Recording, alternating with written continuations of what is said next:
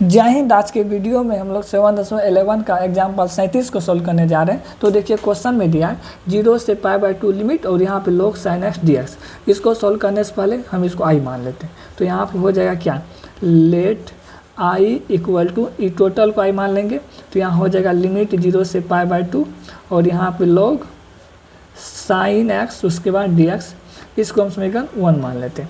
हम सबको पता है अगर कभी भी 0 से कुछ भी लिमिट दिया रहता है तो वहाँ पर हम लोग गुणन P4 का प्रयोग करते हैं। तो यहाँ पे हम लोग गुणन P4 का प्रयोग करेंगे। तो देखिए गुणन P4 होता क्या, अगर 0 से कुछ भी लिमिट दिया रहे और f(x) dx कोई फंक्शन है तो इस जगह हम लोग गुणन P4 का प्रयोग करते हैं। तो देखिए इसका फॉर्मूला क्या होता है, जो लिमिट है लिमिट को वही रहने दीजिए।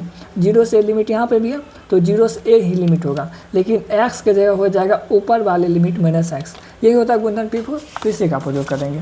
तो यहाँ हो जाएगा i इक्वल टू 0 से π/2 लिमिट और यहाँ पे log x के जगह क्या हो जाएगा, सॉरी यहाँ पे साइन x के जगह हो जाएगा ऊपर वाले लिमिट माइनस x। यहाँ हो जाएगा π/2 माइनस x और यहाँ पे dx ही हो जाएगा।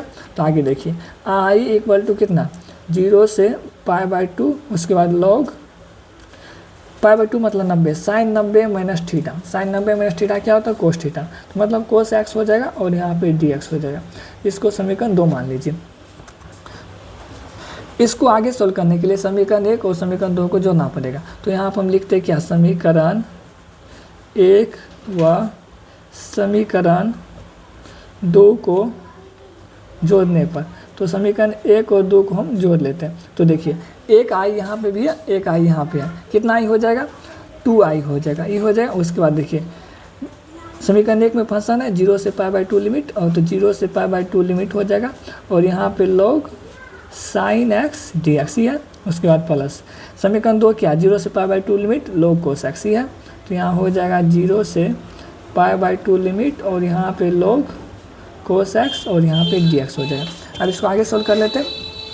तो यहाँ हो जाएगा 2i इक्वल टू 0 से π/2 लिमिट यहाँ पे भी है, 0 से π/2 लिमिट यहाँ पे भी है। तो लिमिट को हम कॉमन ले लेते हैं। तो 0 से π/2 लिमिट कॉमन लेंगे तो यहाँ बचेगा log sin x, dx को भी कॉमन ले लेते हैं।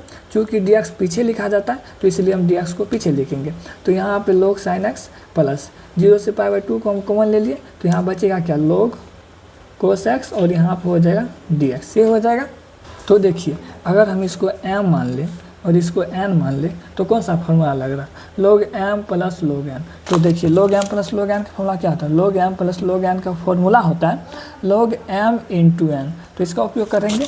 तो आगे देखिए तो यहाँ हो जाएगा 2i इक्वल टू 0 से π/2 limit log m plus log n का फॉर्मूला क्या होता है, इसका फॉर्मूला होता है log m into n। m क्या, sin x और इंटू में n क्या, cos x हो जाएगा और यहाँ पे dx हो जाएगा।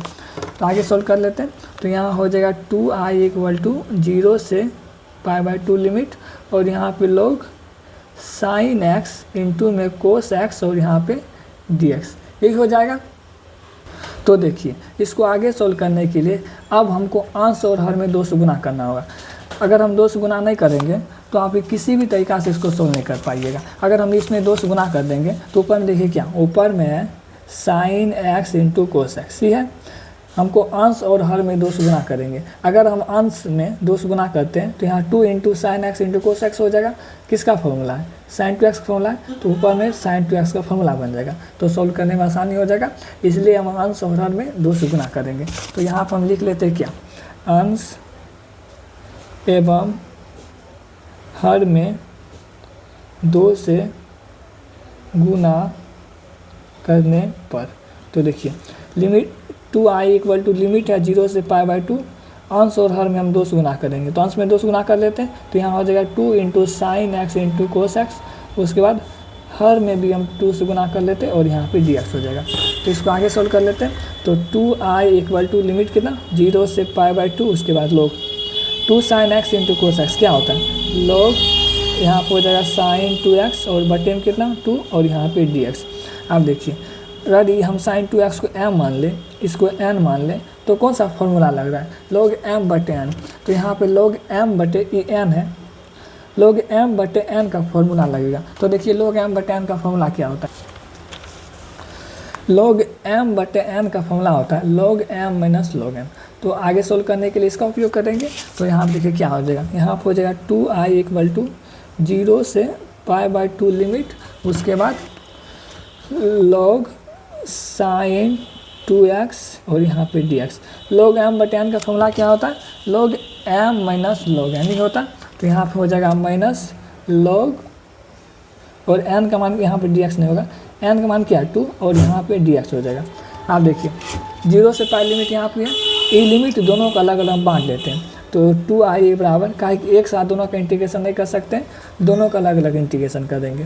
तो यहाँ पे 0 से π/2 लिमिट हो जाएगा और यहाँ log sin 2x और यहाँ पे dx, फिर माइनस तो माइनस, ये लिमिट इसको भी दे देते हैं। तो लिमिट हो जाएगा क्या 0 से π/2 और यहाँ पे log 2 dx।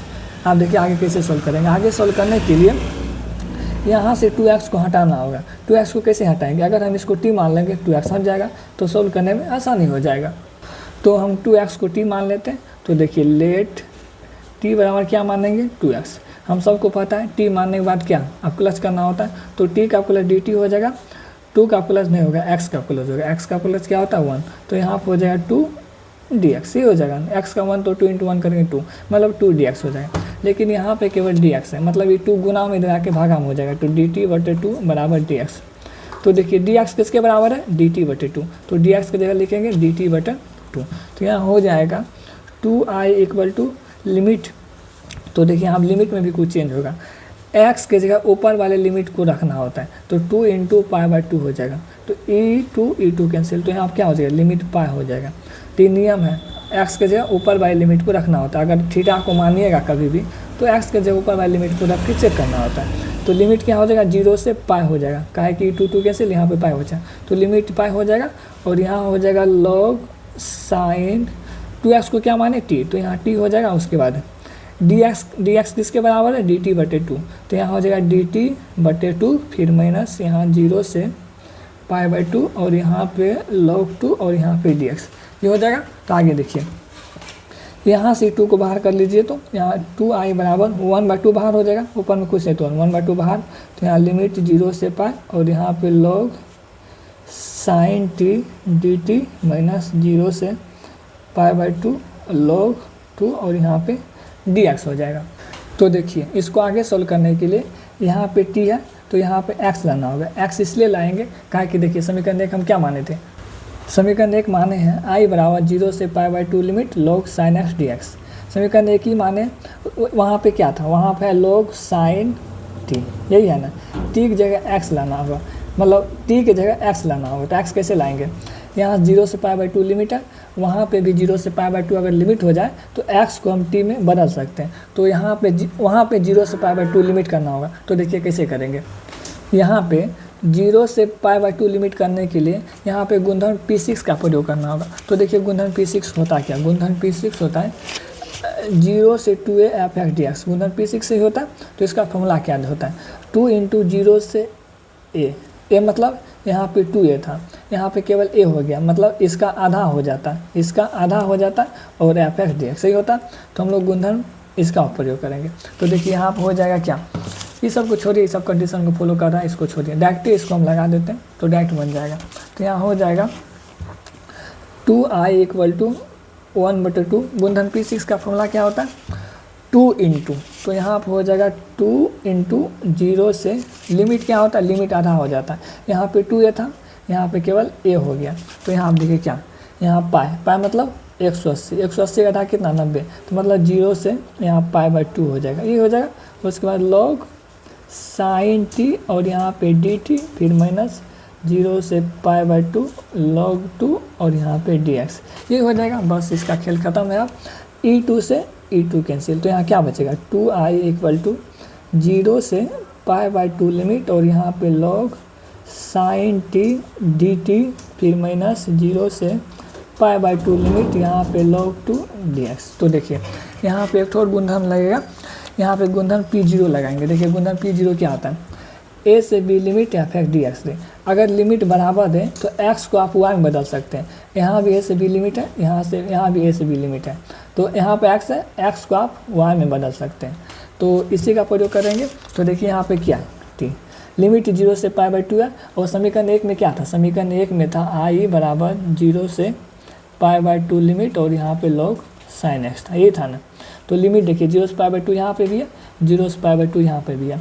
तो x t को हम x बना सकते हैं गुणन p0 के हिसाब से, मतलब अकॉर्डिंग। तो यहाँ हो जाएगा क्या, 2i इक्वल टू उसके बाद 0 से पाई बाई 2 लिमिट, उसके बाद log साइन टी की जगह क्या हो जाएगा, टी की जगह x और यहाँ पे dx, उसके बाद e जैसा है उसको ऐसे लिख दीजिए और यहाँ पे log 2 और यहाँ पे dx, ये हो जाएगा। आगे देखिए 0 से pi by 2 log sin x, इसको हम क्या माने थे, आई माने थे। 0 से pi by 2 log sin x किसके बराबर है, आई के बराबर। समीकरण 1 देख लीजिएगा, समीकरण 1 को ही यहाँ पे लिखें। तो समीकरण 1 आई बराबर 0 से pi by 2 log sin x। तो 0 से pi by 2 log sin x को आई माने थे, तो 0 से पाई log sin x, इसको हम क्या लिखेंगे, आई लिख देंगे। तो 2i इक्वल टू यहाँ पर आई हो जाएगा, उसके बाद माइनस 0 से पाई बाई 2 log 2 का इंटीग्रेशन आप dx के साथ नहीं कर सकते, तो log 2 का आप बाहर कर लीजिए, तो यहाँ पर हो जाएगा dx, ही हो जाएगा। उसके बाद देखिए ई आई प्लस में इधर आके माइनस हो जाएगा, मतलब 2i माइनस आई बराबर कितना, माइनस, यहाँ पर हो जाएगा कितना, माइनस, उसके बाद यहाँ पे log 2, उसके बाद dx। dx की इंटीग्रेशन क्या होता है x, उसके बाद लिमिट है 0 से पाई बाई 2, ये लिमिट दिया।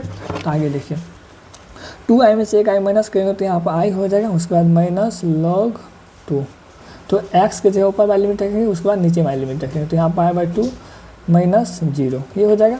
तो आगे देखिए i बराबर ई माइनस पाई बाई 2 से अंदर गुना कीजिए, तो यहाँ हो जाएगा माइनस पाई बाई 2 और यहाँ पे log 2 और इसमें गुना करेंगे 0, तो इसका फाइनल आंसर जो है ना यही हो जाएगा। अब यहाँ पर आई का मान भी रख सकते हैं, नहीं तो यहाँ तक भी इसका आंसर सही है, नहीं तो हम आई का मान रख लेते हैं। आई बराबर क्या माने थे, 0 से pi by 2 log sin x, ही माने थे।